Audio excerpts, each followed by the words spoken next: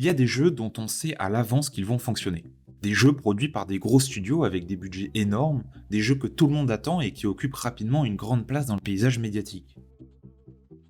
Mais parfois, il existe des ovnis, des jeux que personne n'attendait, de studios que personne ne connaissait, qui d'un coup se répandent comme une traînée de poudre sur tous les streams et sont exposés aux yeux de tous. Et l'ovni du moment, c'est Only Up.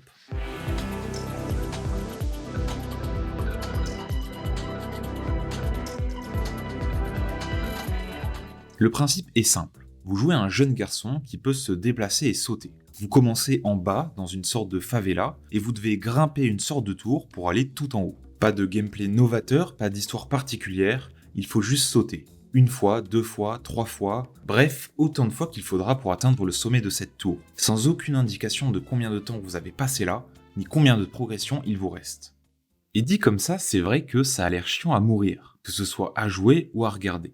Sauf qu'en réalité, c'est le contraire. La plupart des gros streamers y jouent, relancent en boucle leur run, parfois même sans animer leur live pendant plusieurs dizaines de minutes, et ça n'a pas l'air de déplaire à qui que ce soit. Donc la question que je me suis posée, c'est pourquoi Only Up est-il si addictif ? Comme je l'ai déjà dit, le jeu est tout ce qu'il y a de plus simple. Il faut sauter en boucle pour atteindre le sommet de la map. Mais ça veut dire qu'une personne qui arrive pour la première fois sur un live d'Only Up et qui voit le streamer sauter de plateforme en plateforme n'a même pas besoin de 10 secondes pour comprendre le principe du jeu. Il ne lui faut même pas 10 secondes pour comprendre que si le streamer rate son saut, il va pouvoir avec le reste du chat se moquer de lui. Merde. Alors il regarde. 1 minute, 10 minutes, 1 heure, et plus il attend, plus son anticipation de la chute augmente. Et plus son anticipation de la chute augmente, plus son cerveau lui libère des endorphines pour lui donner un avant-goût du plaisir qu'il va ressentir quand son streamer préféré va malencontreusement tomber. On suit le chemin qui est fait pour... Cette anticipation du résultat, qu'il soit positif ou négatif, mais surtout négatif, fait qu'on peut passer des heures devant un stream de Only Up sans se lasser, alors que le jeu n'est pas forcément incroyable. Et évidemment, quand le joueur tombe et rage, c'est drôle. On rigole, on se moque de lui, on fait des clips, on les partage sur Twitter.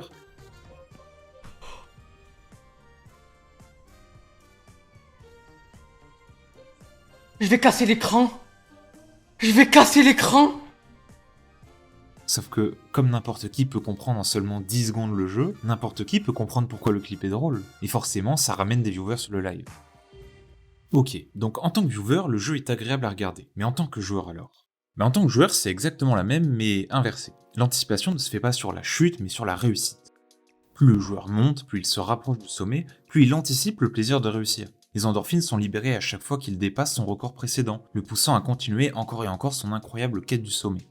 Mais si c'était trop facile, il s'ennuierait. La vraie réussite d'Only Up, c'est l'équilibre chirurgical entre la simplicité de son gameplay et le challenge du jeu.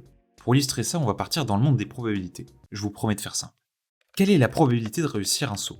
Pour la majorité des sauts du jeu, c'est dans les 99,9% de chance. Genre, ce saut-là par exemple. Même si vous le faisiez 10 000 fois, à moins d'un événement imprévisible, genre éternuer pile au moment d'appuyer sur le bouton, vous le réussiriez quasiment à chaque fois. Maintenant, quelle est la probabilité de réussir 2 sauts d'affilée ? Comme c'est 2 sauts indépendants, on multiplie tout simplement la probabilité du premier avec celle du deuxième, et on obtient 99,8% de chance de réussite. Bon, plutôt facile. 100 sauts d'affilée, 90% de chance de réussite. 1000 sauts d'affilée, 36% de chance de réussite. 5000, 0,6% de chance de réussite. Et là, le jeu qui vous paraissait si simple au début paraît déjà un peu plus compliqué. En fait, l'erreur que font nos cerveaux, c'est de croire qu'une somme d'actions faciles est facile. Si on prend l'exemple de la course à pied, courir 1 km, tout le monde peut le faire. Plus ou moins vite, c'est vrai, mais tout le monde peut le faire. Alors que courir 40 km d'affilée, pour la majorité d'entre nous, c'est impossible. Même si, au final, c'est juste faire simplement 40 fois 1 km. Bon, évidemment, j'ai pris un modèle de probabilité simplifié. Même si au final 0,6% ça fait environ une run des réussis sur 166, ce qui n'est pas forcément déconnant pour un jeu de ce type-là, dans la réalité, il y a plein d'autres facteurs qui rentrent en compte. Le niveau du joueur déjà, le fait que tous les sauts n'ont pas la même difficulté, le fait qu'il y ait des raccourcis, qu'il y ait plusieurs routes, mais aussi le fait que quand on tombe, on ne recommence pas forcément du début. Et là, je suis obligé de faire une petite parenthèse. Je sais absolument pas si le développeur a voulu ça ou si c'est juste du hasard, mais le level design de la map est extrêmement bien foutu. Dans le jeu, il n'y a pas de checkpoint. Et c'est logique. Comme on l'a vu, l'intérêt du jeu, c'est justement de devoir réussir tous les sauts d'affilée. Des checkpoints enlèveraient le risque et le stress de tomber. Mais il y a un cas bien particulier où cette formule peut se retourner contre le jeu lui-même. Imaginez que ça fait plus d'1 heure que vous grimpiez inlassablement soumis au stress de tomber et à la joie de se rapprocher saut après saut de la fin. Et alors que vous atteignez 90-95% de la hauteur finale, vous faites une chute et vous tombez à 0. 1 heure de jeu complètement anéanti en 10 secondes. Il y a de quoi rage quit. Sauf que la map d'Only Up, en plus d'être très grande, ce qui vous permet de chuter pendant de longues secondes et d'ajuster votre trajectoire, elle est suffisamment dense pour que vous arriviez à peu près à chaque fois à réatterrir sur une plateforme intermédiaire.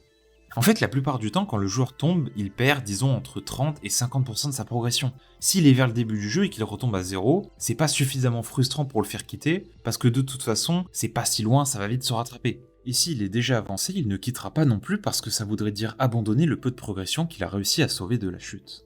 Au final, vous êtes dans une boucle. Le jeu est suffisamment difficile pour ne pas vous ennuyer, mais suffisamment facile pour vous donner l'espoir de le réussir. Et une fois arrivé en haut alors, ça y est, après des heures à grimper en boucle, enfin on arrive au bout. On va pouvoir quitter ce jeu de merde. On rentre dans le trou noir, on prend l'ascenseur, et là... Attends, c'est quoi ça? C'est quoi ce chiffre là? Ils ont fait combien les autres? Oh putain, on est reparti.